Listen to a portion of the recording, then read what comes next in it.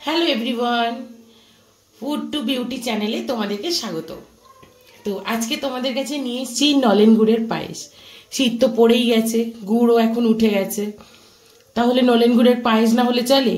তো চলো পায়েস রান্না করতে কি কি লাগবে একবার তাহলে দেখে নেওয়া যাক। এখানে দুধ তো আমি আগে থেকে গরম বসিয়ে দিয়েছি, কারণ দুধটা ফুটতে অনেকক্ষণ সময় লাগবে। তাই আমার এখানে 2 কেজি দুধ নেওয়া আছে, মানে হাফ লিটার প্যাকেট 4টে। আর সঙ্গে বাকি যা যা জিনিস লাগবে সেগুলো একটুখানি দেখিয়ে দিই। এখানে গোবিন্দভোগ চাল তো লাগবেই, এখানে 200 গ্রাম গোবিন্দভোগ চাল আছে। 2 কিলো দুধের জন্য 200 গ্রাম চাল। একটুখানি নুন, এটা হচ্ছে গ্রেট করা খোয়া ক্ষীর, চিনি, আমুল দুধ, কিশমিশ, কাজু, এই তো নলেন গুড়ের পাটালি আমি 2টো নিয়েছি, যতটা লাগবে ততটাই দেব। আর রয়েছে ঘি। এইটুকুনি ইনগ্রিডিয়েন্টস আমার পায়েস বানাতে গেলে লাগবে। তো চলো, যেটা মেন কাজ সেটা এবার শুরু হয়ে যাক। দুধটা অলরেডি জাল হচ্ছে। এবারে আমি এই যে গোবিন্দভোগ চালটাকে ধুয়ে একটু ঘি মাখিয়ে রেখে দেব। দেখো চালটা আমি ধুয়ে নিয়েছি, আর এতে 1 স্পুন মতো আমি গাওয়া ঘি দিয়েছি। এবারে আমি এটাকে এরকম জাস্ট মিক্সড করে রেখে দেব। অনেকে আবার জানো তো চাল না ঘি মাখিয়ে ভেজে নেয়, তো ওটার দরকার আমার মনে হয় পড়ে না। তখন আমার চালটা একটুখানি যে মুড়ি মুড়ি মতন হয়ে যায়। তো আমি তো এইভাবে মেখেই রেখে দিই যতক্ষণ না দুধটা ফুটছে। তো দুধটা এখন ফুটতে থাক, তারপর চালটা আর ঘি মাখানো চালটা আমি দুধের মধ্যে দিয়ে দেব। দেখো দুধটা তো আমার গরম হচ্ছে, প্রায় অনেকটাই গরম হয়ে গেছে। এখন আমি একটুখানি দুধ এই কাপের মধ্যে তুলে নেব, কারণ আমাকে আমুল দুধটা গুলে নিতে হবে। এই যেখানে 1 কাপ মতন আমুল দুধ আছে, আমি এটা গুলবো, সেই জন্য একটুখানি দুধ আমি তুলে রেখে দিচ্ছি। আর লাগবে না, এতটুকুতেই হয়ে যাবে। তো এবার দুধটা আরো ভালো করে একবার ফুটে যাক, তারপরে আমি এর মধ্যে চাল দেব। দেখো দুধটা খুব সুন্দর করে ফুটে গেছে, এরকম ভাবে ফুটলেই হবে। এখন আমি এর মধ্যে ধুয়ে রাখা চালটা দিয়ে দেবো, যেটা আমি ঘি মাখিয়ে রেখেছিলাম। এটা দিয়ে দিচ্ছি।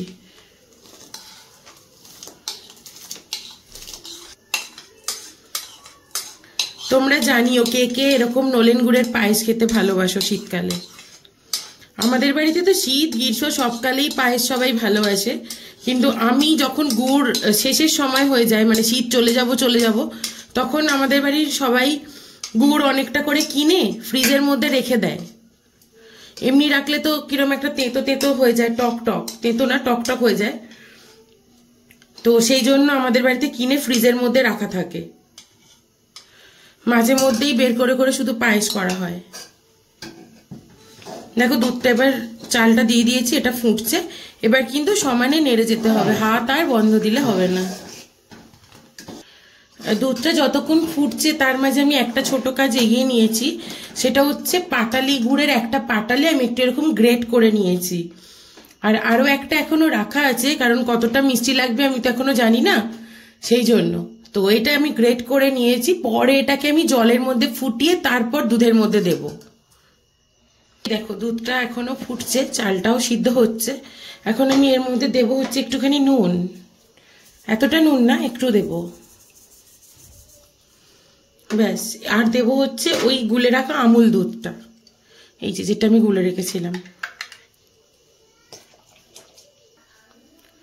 এই দেখো প্রায় সিদ্ধ হয়ে গেছে, আর একটু বাকি আছে। এখন আমি এর মধ্যে এই কাজুটা দিয়ে দেব। কাজুটা দিয়ে একটুখানি ফুটুক, কারণ কাজুটা একটু সিদ্ধ হয়ে গেলে আবার ভালো লাগে খেতে, শক্ত শক্ত হলে অতটা ভালো লাগে না। আরও একটু সিদ্ধ হবে চালটা, তারপরে এর মধ্যে আমি চিনি, কিশমিশ, খোয়া ক্ষীর, গুড় এগুলো দেব। আমি দেখিনি একটা চাল তোমাদেরকে দেখাচ্ছি, দেখো একদম সিদ্ধ হয়ে গেছে। এখন আমি এর মধ্যে কিশমিশটা দিয়ে দেব, আর দেব হচ্ছে খোয়া ক্ষীরটা। চিনিটা আমি আর 2-4 মিনিট পর দেব।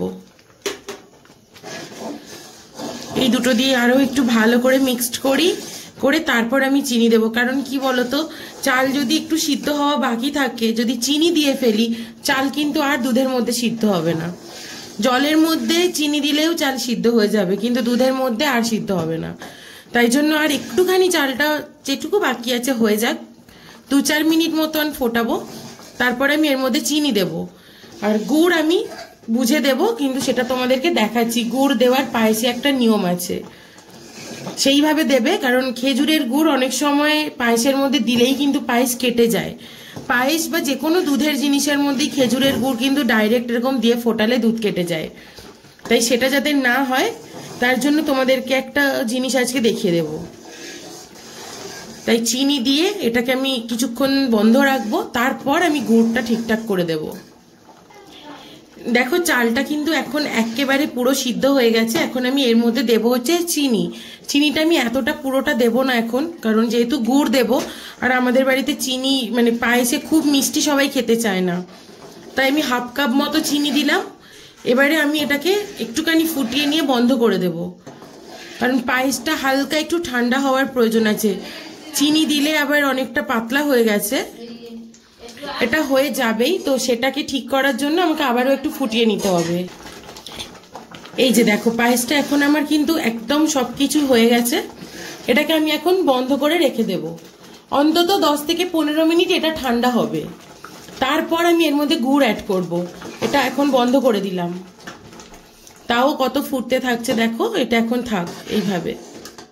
তোমাদেরকে এবার গুড়ের প্রসেসটা দেখাই। এটা আমি একটু সাইড করে দিচ্ছি। দেখো এখন যেটা করব সেটা হচ্ছে, নিয়েছি আমি একটা সসপ্যান, এর মধ্যে আমি দিয়েছি একটুখানি জল। এখন আমি এর মধ্যেই গ্রেট করা গুড় দিয়ে দেব, দিয়ে এটাকে আমি ভালো করে ফুটিয়ে নেব গলে যাওয়া পর্যন্ত। একটা লিকুইড ফর্ম তৈরি হয়ে যাবে গুড়ের। তারপর আমি এটা একটুখানি ঠান্ডা হয়ে গেলে তখন আমি পায়েসের মধ্যে অ্যাড করতে পারবো। ডাইরেক্ট গুড় দিয়ে পায়েস ফোটালেই কিন্তু দুধ কেটে যাবে, তাই এটা এখন ফুটুক, এটা পুরো লিকুইড হয়ে যাবে, তারপর আমি এটা পায়েসের মধ্যে অ্যাড করব। এই দেখো পুরো গুড় একদম গলে গিয়ে মেল্ট হয়ে গেছে। কালারটা দেখেছো? জাস্ট ওয়াও লাগছে না? স্মেলটা যা ছেড়েছে, কারণ এই সিজনে প্রথম আমাদের বাড়ি গুড় এলো, আর তার আবার পায়েস হচ্ছে। আমার শাশুড়ি কিন্তু মারাত্মক ভালো পিঠে তৈরি করে, তোমাদেরকে একদিন দেখাবো। সরু চাকলি পিঠে, পাটিসাপটা, এগুলো মা ভীষণ ভালো করে, ভীষণ। এই সারা শীত জুড়ে আমাদের বাড়িতে পিঠে তো প্রায় রোজই চলতে থাকবে, সপ্তাহে 2-3 দিন তো হবেই হবে। তোমাদের পৌষ পার্বণের আগে আগে অনেক কটা পিঠের রেসিপি দেখিয়ে দেবো, যাতে তোমাদের পৌষ পার্বণে পিঠে করতে কোনো সমস্যা না হয়। এই দেখো এটা এরকম হয়ে গেছে, একদম যেটাকে বলে না ঝোলা গুড়, ওরকম একটা কনসিস্টেন্সি চলে এসছে। আর একটুখানি ফুটুক, ফুটলে আমি এটা বন্ধ করে দেব। এটাও একটু ঠান্ডা হওয়ার প্রয়োজন আছে। দেখো এটা একদম হয়ে গেছে, এবার কিন্তু আমি এটা বন্ধ করে দেব। এটা কিছুক্ষণ ঠান্ডা হোক, পায়েসটাও ঠান্ডা হোক, এটাও ঠান্ডা হোক, তারপরে পায়েসের মধ্যে গুড় অ্যাড করছি। তো দেখো এটা অনেকটা ঠান্ডা হয়ে গেছে, অনেকটা ঘনও হয়ে গেছে। এবারে আমি পায়েসটা এখানে নিয়ে আসছি। পায়েসটাও দেখো পুরো একদম ঠান্ডা হয়ে গেছে অনেকটাই, আর পুরো ঘন হয়ে গেছে। তোমরা এত ঘন ঘন পায়েস ভালো লাগে নাকি?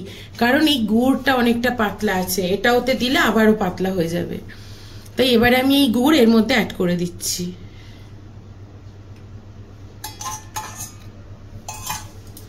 দিয়ে এটাকে খুব ভালো করে মিক্সড করে দিচ্ছি। দিয়ে এরপর তোমরা চিনি টিনিটা দেখে নেবে যে কার কতটা মিষ্টি লাগবে, কে কতটা মিষ্টি পছন্দ করো, কতটা নুন পছন্দ করো, সেটা তোমরা টেস্ট করে গুড় মিক্সড করার পর দেখে নিও। দেখো এটাকে ভালো করে মিক্সড করলেই কালার পুরো চেঞ্জ হয়ে যাবে, আর এই টেস্ট কিন্তু দুর্দান্ত আসে। তোমরা এইভাবে একবার ট্রাই করে দেখো আমার কথা শুনে।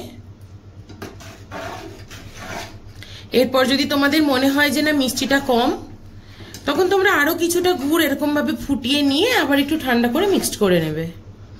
দেখো কতটা পাতলা হয়ে গেছে, দেখছো? দেখো এটা কিন্তু একদম রেডি। এবার তোমাদেরকে আমি সার্ভ করে দেখাচ্ছি। দেখো আমার পায়েস তো একদম রেডি। এখন আর কিছুই না, এর মধ্যে একটুখানি ডেকোরেশন করে দেওয়ার পালা। সেটা হচ্ছে একটু কাজু দিয়ে দেব, একটু কিশমিশ দিয়ে দেব। আমি র্যান্ডামলি ছড়াচ্ছি, কোনো কিছু সাজিয়ে গুজিয়ে সেভাবে দিচ্ছি না। আর দেব হচ্ছে খানিকটা খোয়া ক্ষীর, যেটা আমার ওখানে কোরানোই ছিল, সেটা আরো একটুখানি ওপরে আমি ছড়িয়ে দিচ্ছি। আর একটা জিনিস দেব, সেটা হচ্ছে একটুখানি গুড় আমি এর মধ্যে গ্রেট করে দেব। এই যে এটাকে আমি আরেকটুখানি এর মধ্যে গ্রেট করে এরকম ছড়িয়ে ছড়িয়ে দেব, যেটা দেখতেও ভালো লাগবে। আর লাস্টে যদি কেউ চায় একটু মিষ্টি বেশি খেতে, তার মুখে পড়লেও ভালো লাগবে। দেখো কি সুন্দর দেখতে লাগছে না? এটা যেমন সুন্দর দেখতে হয় তেমন সুন্দর কিন্তু খেতেও হয়। তাহলে একদিন এইভাবে পায়েস তোমরা তৈরি করো। এখন নতুন গুড় বলে কথা। পায়েসটা তৈরি করে কেমন হয়েছে আমাকে অবশ্যই অবশ্যই জানিও। আর তোমাদের যদি আমার বানানো পায়েস এইভাবে রান্না করে খেতে ভালো লাগে, প্লিজ একবার লাইক, কমেন্ট, শেয়ার আর সাবস্ক্রাইব করতে ভুলো না কিন্তু আমার চ্যানেলটা। আরো নতুন নতুন রেসিপি পেতে আমার চ্যানেলের পাশে থাকা বেল আইকনটা তোমরা প্রেস করে দিও, যাতে তোমরা নতুন রেসিপির নোটিফিকেশন সবার আগে পেয়ে যাও। তো চলো তাহলে আজকের জন্য টাটা। আর অবশ্যই কিন্তু আমাকে কমেন্ট করে জানিও যে তোমাদের এই রেসিপি ঠিক কেমন লেগেছে।